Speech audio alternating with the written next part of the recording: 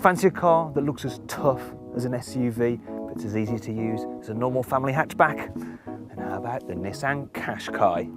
While you can get a 4x4 version, for most people the Qashqai is best with just front-wheel drive. But even then, the jacked-up suspension isn't only for show. It means that you don't have to lower yourself down into the car, you can just sit straight onto the seat, which is ideal if you're someone with a bad back, or if you've got children and don't want to have to kind of bend over to deal with their child's seat. And once you're inside, the Qashqai's a very nice place to be. I mean, it feels very upmarket, and as you'd expect from a Nissan, it's well screwed together. And you get it with items such as this rather swish panoramic sunroof. It's very practical too. We've got lots of adjustment in the steering wheel, and I can also alter the height of the driver's seat. Got some big door bins down there, and the glove box goes back so far you can even store a bottle in it lengthways. But if you want to use it for carrying, I don't know, gloves, you can carry bottles like this in the centre armrest because there's a special holder for them. And these two cup holders, well, I think that one's designed for a Starbucks coffee, and that one maybe a can of Coke. And while we're on the subject of practicality, the boot is bigger than on your average family hatchback.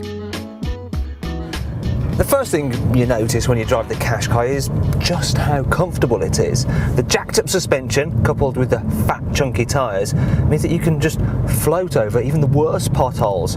But there's also another benefit of that lofty ride height, and it gives you an imperious driving position. Whether you're in town or on the motorway, the Qashqai, it's very easy to drive because all the controls, they're nice and light. It's refined too, meaning you get hardly any road noise entering the cabin, although I will complain about these big wing mirrors and the fact that they give off a bit of wind whistle, which can be a bit annoying. And that brings us on to the Qashqai's bad points. And I think the major one is that ultimately it's not as much fun to drive when the road gets twisty like this one as a normal hatchback such as a Ford Focus or a Mazda 3, because it kind of rolls about a bit in the corners.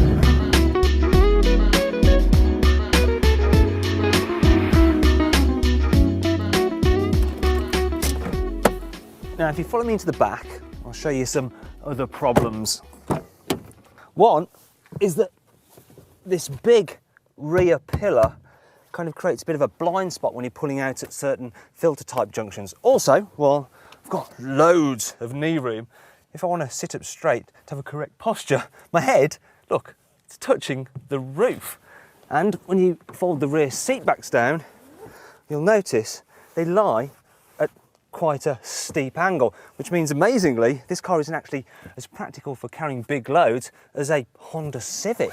And finally, the Qashqai won't hold its value quite as well as a VW Golf. But if you want a car that has jacked up SUV looks, but with the running costs of a normal family hatch, then it's very tough to beat.